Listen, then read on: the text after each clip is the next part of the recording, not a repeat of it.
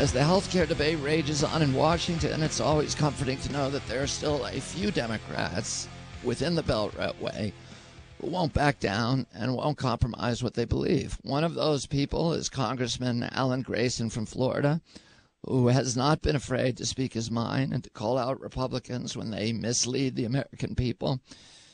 And we're pleased to welcome Congressman Grayson back to the show to give us an update on some of the hottest issues debated in Congress right now. And I know you've talked to Pat before on the show, Congressman, but it's a big honor for me to talk to you because I'm so distressed by that.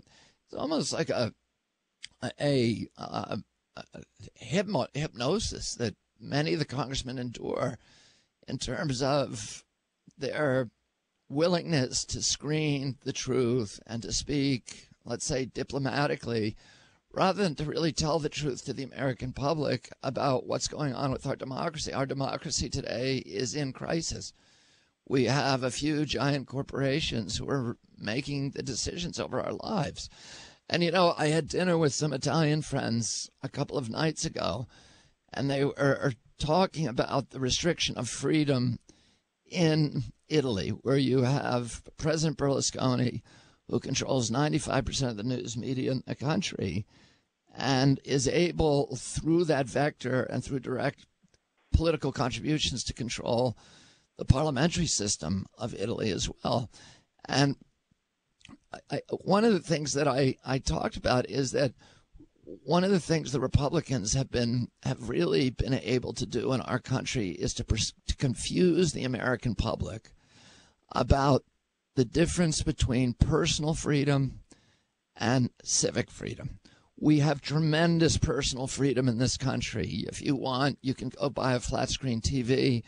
You can eat at fast food till you're fattened for the slaughter. You can buy internet porn. You can watch anything you want. You can go to the mall and buy almost anything that you want in the world. And we live like gods in that sense, in the sense of personal freedom. But we have very little civic freedom in our country. And civic freedom is the freedom really to affect the politics and the rules by which your community is governed. And here in our country, we have a situation today where 70% of the American public want a single-payer health plan. We have a president of the United States who wants a single-payer health plan. But we can't have a single-payer health plan because there's a few corporations who control the rest of Congress and lots of the news media who oppose it. And that's not civic freedom. That is the absence of freedom. And in many ways, by confusing us between this difference between personal freedom and civic freedom, the Republicans have been able to convince Americans, hey, you're free because, like George Bush said, they hate us for our freedoms. Well, when he said that, he was talking about the freedom to buy a flat screen TV.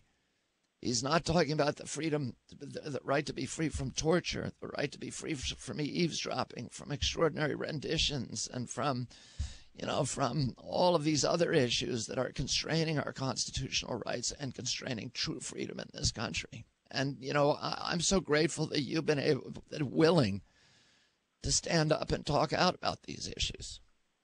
Well, as Anatole France said, the law in its majesty allows both the rich and the poor to sleep under bridges. And when I hear about the Republicans talking about freedom, I often understand that to mean, as they put it, the freedom to lose your house, the freedom to lose your job, the freedom to worry about whether you'll be able to get the health care that you need when you need it. It seems to me that their freedom is a very negative freedom. And I tend to think more in terms of the four freedoms that Franklin Roosevelt spoke about. I think the most important of them all was freedom from fear. And freedom from fear is something that we need very badly in this country because the Republican Party has become the main proponent of fear. Fear and loathing is what they're all about. So I think if we actually remember what Roosevelt was trying to tell us, we'd move towards something resembling true freedom. And tell us about what's happening, about what you've seen, the mechanisms for control of this debate on Capitol Hill. I think in many parts of the country that listen to you, people feel that there is no choice in public life. It's exactly the way that you describe it. In politics, their biggest choice seems to be the choice between paper or plastic, and it's not much of a choice at all. In many parts of the country, including many parts of the South, where I live, there's never any real choice on the ballot. You get to choose between a conservative Republican and a conservative Democrat. There's no progressive voice. I've had a lot of people who come to our website, GraysonForCongress.com, who make a contribution and then write a note. And in the note, I often hear, I live in a place like, I don't know, Mississippi or Arkansas or Utah, and I don't have a congressman as far as I can see. My congressman doesn't really represent me. My congressman is representing the big business interests or somebody else, but not me. And a lot of those people say that I'm their congressman. I've got 800,000 of my own people to worry about here in Orlando, but I know what they're talking about. I know what they're talking about, the sense that the people who are really in charge swing between ignoring them and hurting them. And tell me a little bit about yourself, Congressman. What essentially was it that radicalized you? What is it that allowed you to see these, the corruption that's happening to our democracy? Was it your experience in exposing fraud in Iraq? Well, that was a big part of it. I prosecuted war profiteers in Iraq, and when I was elected, I was the prosecuting attorney in every case that was being litigated against war profiteers in Iraq, every case pending in federal court here in the United States. And I saw the worst side of the war and the fact that people looked at the war where Americans were dying and thought it was party time. There's a big chance for them to make a lot of money very quickly by hook or by crook, usually by crook, actually. And so that couldn't help but give me a good idea of how bad things had gotten. But I think I don't think of myself as a radical. I think of myself as a populist. I think people in this country are hungering for somebody who actually says what's on their minds, but nobody else is saying. And I've said some things lately that got a lot of attention, and they all follow one simple formula. I'm just saying what everybody else is thinking.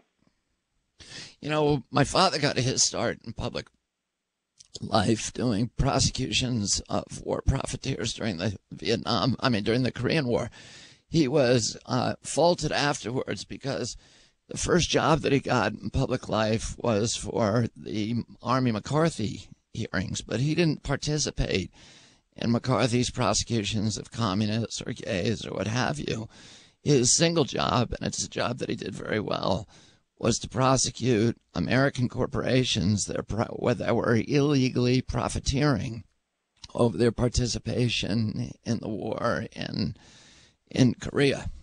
And here we are many, many years later, half a century later, and we've seen that profiteering, which at that time was held in absolute. I mean, I remember during the World War II when President Truman appointed a special committee to investigate it, and it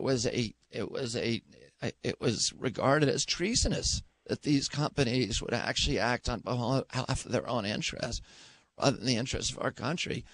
But we've seen a kind of profiteering associated with this war that, again, that rises out of this obsession with privatization that we've never seen in American history before.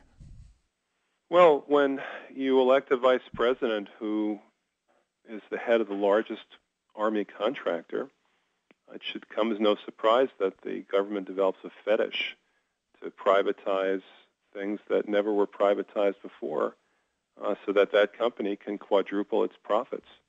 For that matter, when you elect a Texas oil man as president, it should come as no surprise that you end up with $4 a gallon oil. These things have an internal logic that's really quite compelling. And in this case, what's happened is that under the Bush administration, we took a group like, let's say, the Army Corps of Engineers. And the Army Corps of Engineers can no longer build a bridge. They can only issue a contract to build a bridge. We have dismembered the fundamental capabilities of our own military for the sake of boosting Halliburton's profits.